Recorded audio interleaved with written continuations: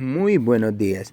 Hoy leeremos la Biblia en un año, capítulo 55. Dios multiplica. Hattie McWitt era una niña de 6 años que vivía cerca de la iglesia bautista de Grasse en Finlandia, Estados Unidos. La escuela dominical siempre estaba llena de alumnos y Roswell Cowell, el pastor, le dijo que un día tendría edificios lo suficiente grandes para que todo el mundo pudiera asistir. La niña replicó: espero que así sea. Está tan lleno que me da miedo ir allá sola. El pastor le respondió: cuando tengamos el dinero construiremos una tan grande que todos los niños cabrán en ella. 2 años después, en 1886, Hattie May falleció. Después del funeral, la madre de Hattie dio al pastor una pequeña bolsa que había encontrado bajo la almohada de la niña, que contenía 57 centavos que había ahorrado. Junto con ellos había una nota manuscrita por ella que decía: para ayudar a ampliar el edificio, para que más niños puedan asistir a la escuela dominical. El pastor cambió todo el dinero en peniques y lo sacó a la venta. Recibió $250 y 54 de los centavos fueron devueltos. Los $50 fueron a su vez cambiados y sacados a la venta de nuevo por recién formada. De esta manera sus 57 centavos siguieron multiplicándose. Nada menos que 26 años después, en una charla titulada La historia de los 57 centavos, el pastor explicó los resultados de su donación de 57 centavos.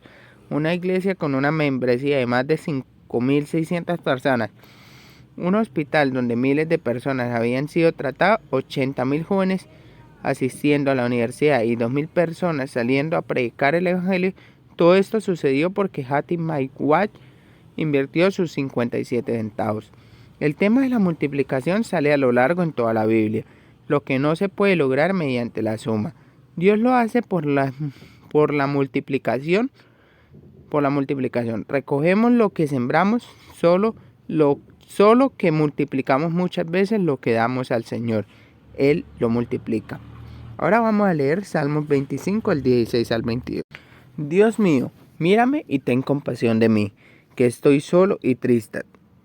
Líbrame de mis angustias y sácame del peligro. Mira todos mis sufrimientos y perdona todos mis pecados. Reconoce que tengo enemigos que me odian y quieren hacerme daño. Protégeme y sálvame. Confío en ti. No me dejes pasar vergüenza. Dependo de ti. Haz que me mantenga siempre sin faltas y fiel a ti. Dios mío, salva a Israel de todos sus enemigos. Multiplicación de bendiciones y dificultades. Jesús prometió a sus seguidores una multiplicación de bendiciones, pero también les advirtió de que junto con las bendiciones vendrían los problemas. Declaró que todo aquel que le siguiera recibirá el 100 por 1 en esta vida, aunque con persecuciones. Marcos 10:30. En este salmo David expresa cómo crecen las angustias de mi corazón. Mira cómo se han multiplicado mis enemigos. Salmos 25 del 17 al 19. Él habla de la soledad, aflicción y angustia y desazón. Cuando Dios bendice, las dificultades y las persecuciones también tienden a incrementarse. Cualquier tipo de liderazgo conlleva oposición. Cuando mayor sea la responsabilidad, más se multiplicarán las dificultades y los detractores aumentan. David oró al Señor pidiendo su ayuda para protegerlo y rescatarlo. Cuando estés bajo ataque, intenta actuar siempre con integridad, rectitud y fe. Haz lo correcto sin importar lo que la gente diga o piense. Vamos a hacer una pequeña oración. Señor, cuando me enfrente a la oposición, ayúdame a hacer lo correcto, sin importar el costo o las consecuencias. Vamos a leer Marcos 7:31 y Marcos 8 al 13. Jesús sana a un sordomudo. Después Jesús regresó a la región de Tiro y pasando por Sidón llegó al lago de Galilea, atravesando la región de Decápolis. Allí se llevaron a Jesús a un hombre que era sordo y casi no podía hablar. Le rogaron que lo tocara para sanarlo. Jesús se alejó con el hombre para apartarse de la multitud. Le metió los dedos En los oídos escupió y con saliva le tocó la lengua. Después Jesús miró hacia el cielo, respiró profundo y dijo: Efatá, que significa ábrete. Enseguida el hombre pudo oír y se arregló su defecto de la lengua y comenzó a hablar normalmente. Jesús le ordenó a los que vieron el milagro que no contaran lo que había pasado. Sin embargo, entre más se les ordenó, más iban a contarlo. La gente quedó completamente atónita y decían: hace todo muy bien. Hasta puede hacer que los sordos oigan y que los mudos hablen. En otra ocasión se reunió mucha gente con Jesús y no tenía nada que comer. Entonces Jesús llamó a sus seguidores y les dijo: me da pesar con esta gente, porque han estado conmigo durante 3 días y no han comido nada. Si los envío a sus casas sin comer, se podrían desmayar por el camino y algunos viven muy lejos. Pero sus seguidores le respondieron: en este lugar despoblado, ¿dónde se va a conseguir comida para tanta gente? Jesús le preguntó: ¿cuántos panes tienen? 7, dijeron ellos. Luego Jesús ordenó a la gente que se sentara en el suelo. Tomó los 7 panes, dio gracias a Dios y los partió. Se los dio a sus seguidores y ellos los repartieron a la gente. También tenía unos cuantos pescaditos. Jesús dio gracias y le dijo a sus seguidores que los repartieran también. La gente comió hasta quedar satisfecha. Al final los seguidores reunieron 7 canastos llenos de pedazos que sobraron. Fueron casi 4,000 los que comieron, los panes y los peces. Después de comer, Jesús los despidió. Luego Jesús subió a la barca con sus seguidores y se fueron hacia la región de Dalmanuta. Los fariseos llegaron y empezaron a discutir con Jesús. Para ponerlo a prueba, le pidieron que hiciera un milagro para demostrar que era enviado de Dios. Jesús suspiró profundamente, muy molesto, y dijo: ¿por qué pide esta generación una señal milagrosa? Les digo la verdad, no van a recibir ningún milagro. Entonces Jesús se alejó, subió otra vez a la barca y se fue al otro lado del lago.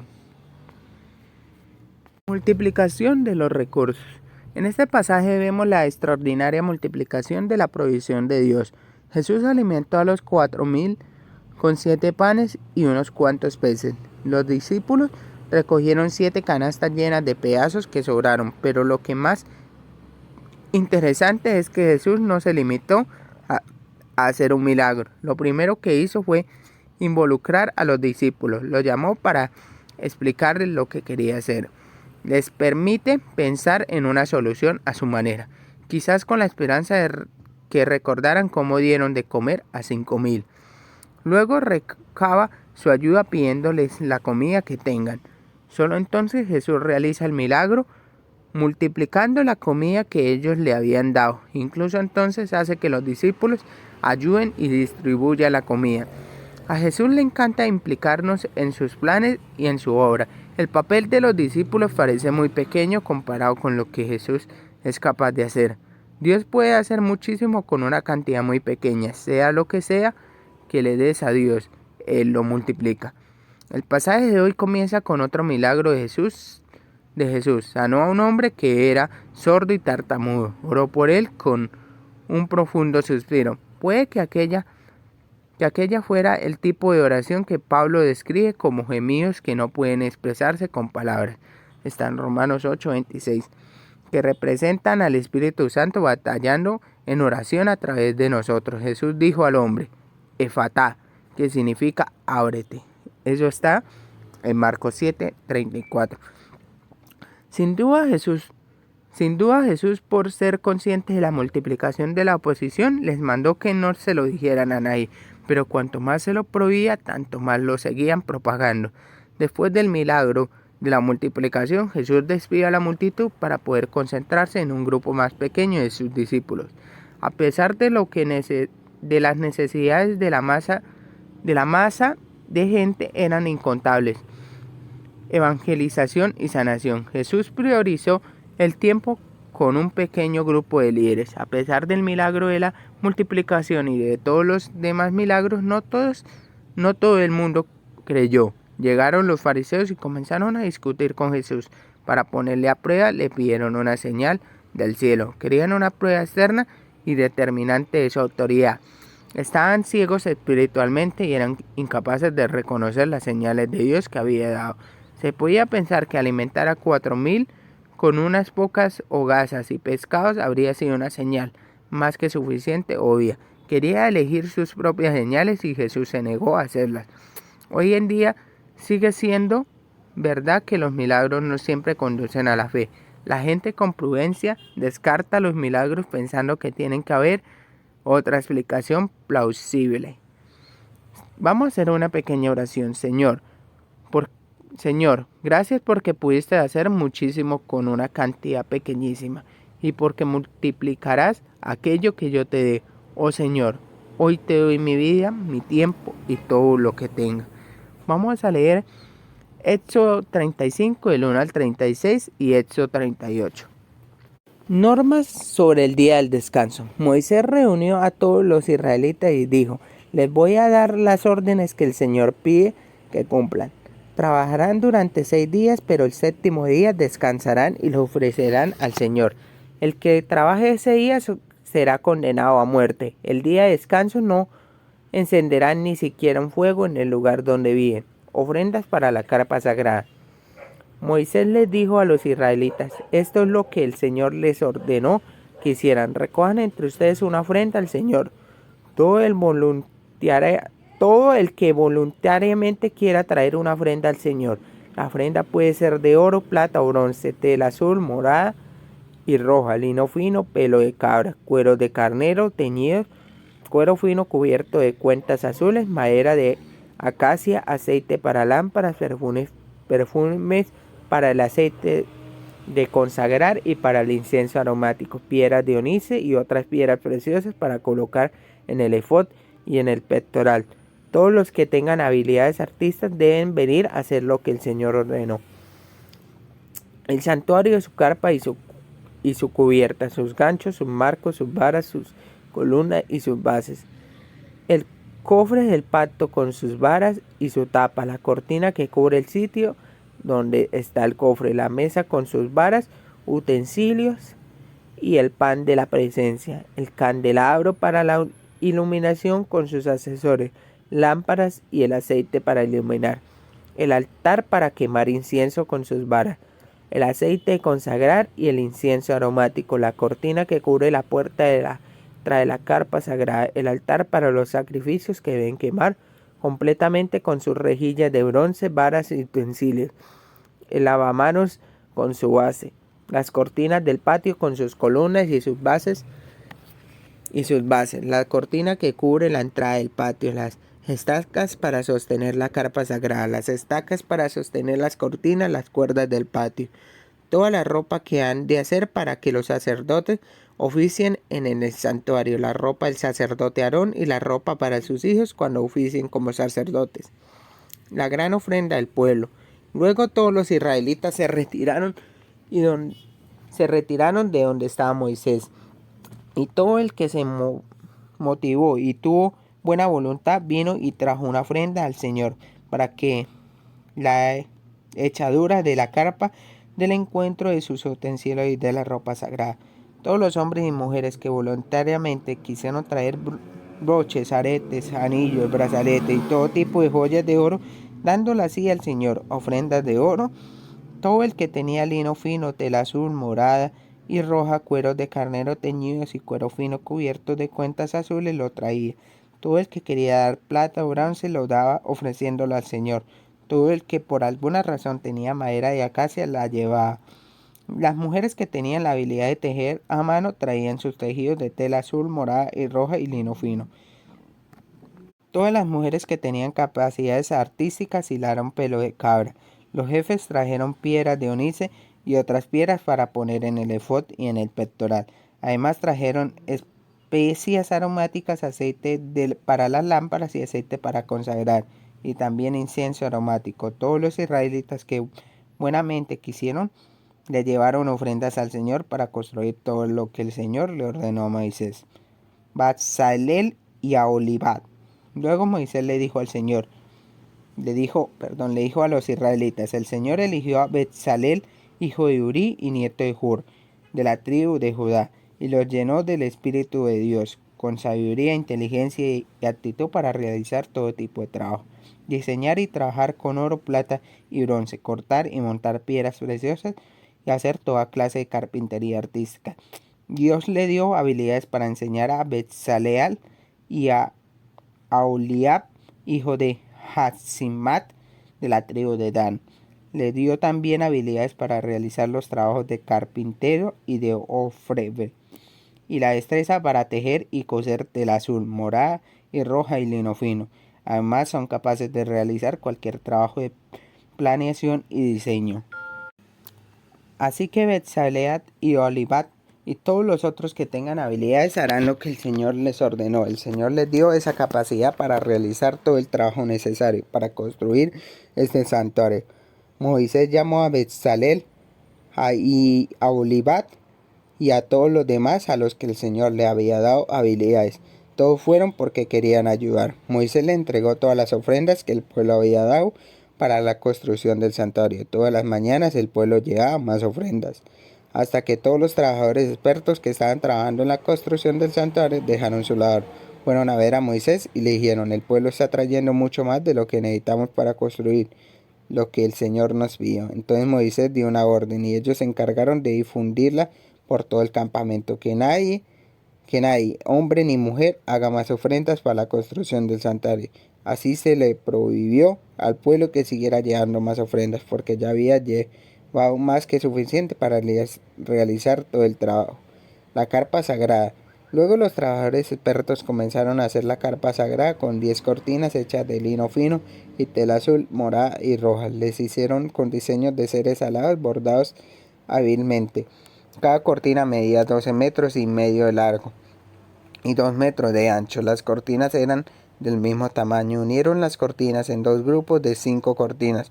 Utilizaron lana azul para hacer presilas en la última cortina del primer grupo. Luego hicieron lo mismo para el segundo grupo. Le hicieron más de 50 presilas a la última cortina del primer grupo y 50 presilas a la última cortina del segundo grupo. Las presilas quedaron una frente a la otra. Después hicieron 50 argollas de oro para unir las dos cortinas por las presilas. Así la carpa sagrada conformó una toda único. Hicieron otra carpa para que sirviera de techo para las carpas sagradas. Usaron 11 cortinas hechas de pelo de cabra. Todas estas cortinas eran del mismo tamaño. Cada una medía 13 metros y medio de largo y 2 metros de ancho. Cosieron 5 cortinas para formar un grupo y cosieron también las otras 6 cortinas para formar otro grupo. Luego hicieron 50 presilas en el borde de la última cortina de cada uno de los dos grupos. Hicieron 50 argolladas de bronce para que la carpa quedara unida. Hicieron también 2 cubiertas para la carpa de afuera. La primera hecha de cuero de carnero teñido de rojo y la segunda hecha de cuero fino cubierto de cuencas azules. Hicieron tablas con madera de acacia para sostener la carpa sagrada. Cada tabla medía 4 metros y medio de alto y 66 centímetros de ancho. Cada tabla tenía 2 varas unidas la una a la otra. Así fabricaron todas las tablas de la carpa sagrada. Hicieron tablas para poner en la carpa sagrada, 20 tablas para el lado sur y 40 bases de plata para las tablas. Cada tabla tenía 2 bases, una para cada espiga. También hicieron 20 tablas para poner al lado del norte de la carpa y 40 bases de plata para colocar 2 bases debajo de cada tabla. Para la parte trasera de la carpa sagrada hacia el occidente construyeron 6 tablas. Hicieron 2 tablas para las esquinas de atrás de la carpa sagrada. Las tablas de las esquinas eran dobles, separadas por abajo, pero unidas por arriba. Había un total de 8 tablas y 16 bases, 2 bases para debajo de cada tabla. Luego los trabajadores hicieron travesaños de madera de acacia, 5 para las tablas de un lado de la carpa sagrada, 5 para las tablas del otro lado y 5 para las tablas de atrás que daban hacia el occidente. Hicieron el travesaño central que pasaba de un lado al otro, la mitad de las tablas. Recubrieron de oro las tablas y le hicieron argollas de oro para pasar a través de ellas.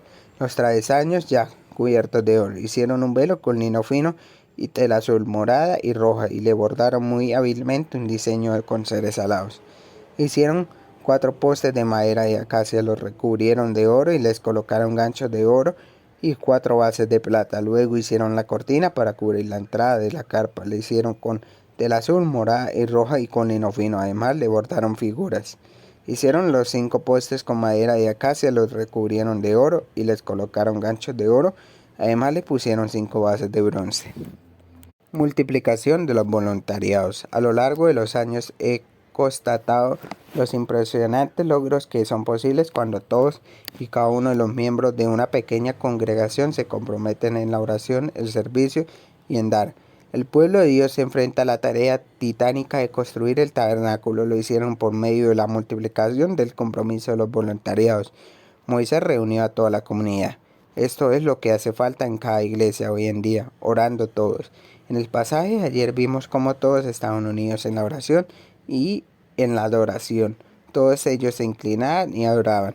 El Sabbat no era solo un día de descanso, era un día de reposo consagrado al Señor. Era un día en el que la gente podía dedicar más tiempo a la oración y a la oración. La comunidad entera oraba, dando todos. Tomaron una ofrenda para el Señor. Todo el que se sienta motivado a hacerlo presente al Señor una ofrenda de oro, plata y bronce. La tarea no se completó por las ofrendas de un solo donante generoso. Todos los que en su interior se sintieron motivados a hacerlo llevaron una ofrenda al Señor por las obras. Todos los que sintieron motivados a hacerlo, tanto hombres como mujeres, al igual que Hattie McGuire, cada uno puso 57 centavos. Si tu comunidad tiene que lograr algo que Dios esté llamando a hacer, necesitarás que todos den, no por obligación, sino por voluntad de hacerlo. Como todos dieron, se recibió más de lo que se necesitaba. Eso está en Éxodo 36:5. Moisés ordenó que corriera la voz por todo el campamento, que nadie, ni hombre ni mujer, haga más labores, ni traiga más ofrendas para el santuario. De ese modo los israelitas dejaron de llevar más ofrendas, pues lo que ya había hecho era más que suficiente para llevar a cabo las obras. Sirvieron todos. Todos se comprometieron en el servicio. Las palabras todos aparecen muchas veces en este pasaje. Era algo enteramente voluntario. Todos los artesanos hábiles que haya entre ustedes deben venir y hacer todo lo que el Señor ha ordenado que se haga. Por ejemplo, quienes tenían madera de acacia las trajeron. Las mujeres expertas en artes manuales presentaron los hilos de lana púrpura y carmesí, escarlata y otros y que habían torcidos y lino. Un papel clave fue desempeñado por los artistas Bezalel y Aholiab. Fueron llenos del Espíritu Santo para hacer diseños artísticos y enseñar a otros a hacer lo mismo. Juntos usaron sus habilidades y capacidades para la obra. Llevaron a cabo los trabajos. Quienes el Señor ha dado pericia y habilidad para realizar todas las obras del servicio del santuario. Todo aquello era completamente voluntario. El pueblo de Dios fue motivado por Dios. La tarea fue completada por aquellos cuyos corazones fueron motivados y respondieron libremente en su espíritu para realizar aquello a lo que Dios nos está llamando. Necesitamos esta multiplicación de voluntarios. El entusiasmo es contagioso, como describe Joyce Meyer. Si te asocias con una persona que es una visionaria, no tardarás en recibir una visión. Pero si te rodeas de gente sin chispa que lo único que hacen es quejarse, están apoltronados, comer rosquillas y ver novelas en la televisión, acabarás haciendo lo mismo, las mismas cosas muy pronto. Movámonos los unos a los otros a orar, servir y dar. Te sorprenderás de cómo Dios es capaz de multiplicar tus 57 centavos y hacer mucho más de lo que pudieras pedir o imaginar. Vamos a hacer una pequeña oración. Señor, gracias por todo lo que es posible cuando el mundo se compromete a orar, a servir y dar. Gracias porque multiplicas más de lo que nunca hubiéramos pedido o imaginado. Pipa añade: a veces cuando tengo prisa por las mañanas, tengo que elegir si desayunar o leer mi Biblia. Generalmente decido desayunar. Me siento muy retada por el pasaje del Nuevo Testamento de hoy en Marcos 8:2. La gente lleva 3 días con Jesús sin comer nada. Claramente su prioridad era estar con Jesús. Y recuerda que este podcast está hecho por el pastor Nicky Gumbel de la iglesia HTB en Londres. Y la voz que le da vida a este podcast es de Jesús David Rodríguez Rojas.